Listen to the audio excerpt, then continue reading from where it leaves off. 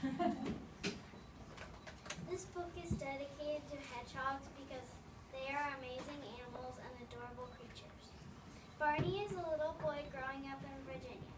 Barney loves Africa with all his might. He has a poster all about Africa and he wants to go someday. He has figures of African animals too. One day Barney is playing. He finds a sparkly rock. Then he goes inside for dinner, gets ready for bed, and says, "Tomorrow I will look at that rock under my microscope." He goes to bed with the rock in the pocket of his pajamas. He falls asleep and dreams about Africa. When Barney woke up the next morning, he was confused. He was no longer in his room, and his bed was on grass. Then he saw a sign that said, "Welcome to Africa." Barney was so happy, but a little bit sad. He missed his family. Suddenly, 3 animals jumped out of a bush. He knew all of their names because he had studied them. There was a chimpanzee, a Goliath frog, and an elephant. Barney was so excited to see real animals from Africa. All of a sudden,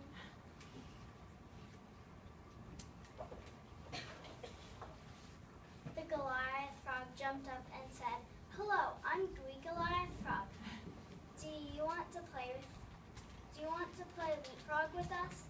"What? You can talk?" asked Barney. "Sure I can. I'm alive," said Gooey. "Can you all talk?" said Barney. "Well, sure," said the chimpanzee. "My name is Charlie." "And I'm Ellie," said the elephant. "What's your name?" "My name is Barney," said Barney. "Can I have some help?" "We can help you, but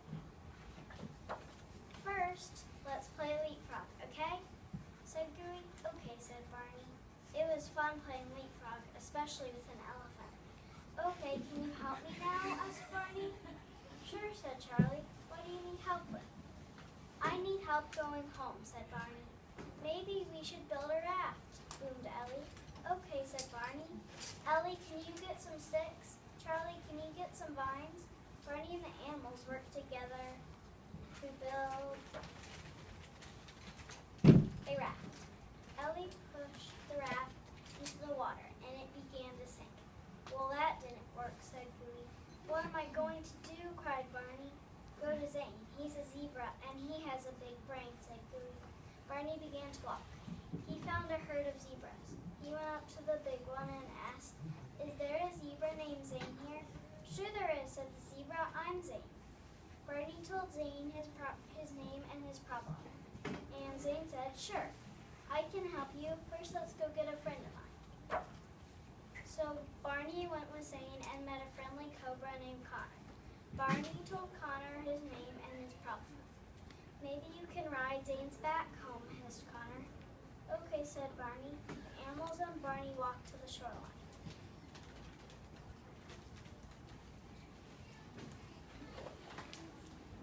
"Hop on Zane's back," said Connor. Zane began to walk into the water. "Good luck," said Connor. "Hold on tight." "Oh no, it's too deep," yelled Zane. He walked back to land. Barney was glum and he wanted to find a way home. "Go to a wild dog named Willie. He'll help you," hissed Connor. Barney said bye, and as he walked, he found some wild dogs eating some antelope. Barney walked up to the big one and said, "Is there a Willie here?" "Sure, I'm Willie," barked the wild dog. Barney told him his name and his problem. "I'll take you to an African village and you can ask for help," Willie said. So Barney followed Willie and they came to the village. Barney went to a tall African man and said in English, "Can I have some help?"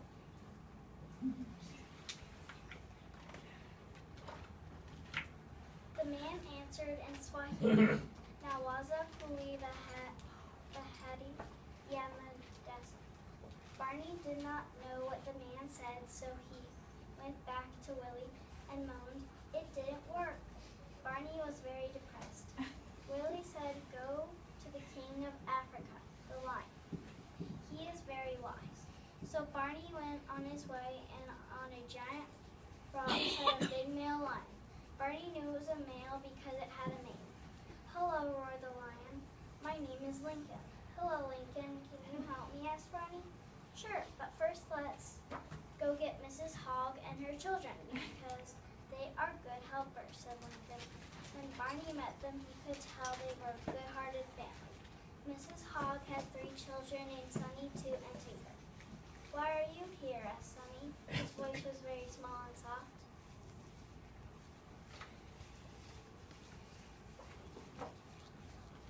I woke up here, and now I need a way home, Barney told her.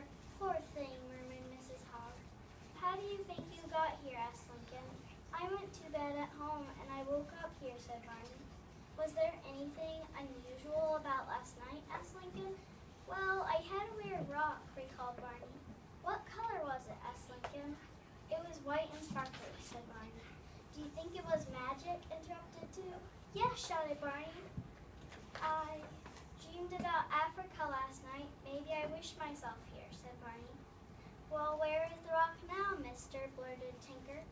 It was in my pocket. Barney reached inside his pocket and it wasn't there. Oh no, wailed Barney, it's gone. Sunny wondered, did it fall out in your bed? They ran to Barney's bed. Help me look, said Barney. The hedgehogs jumped into the bed and looked until Toot announced with a cute little smile, I found it. Mrs. Hogg was so proud. And everyone yelled hooray. Barney ran around saying thank you to everyone.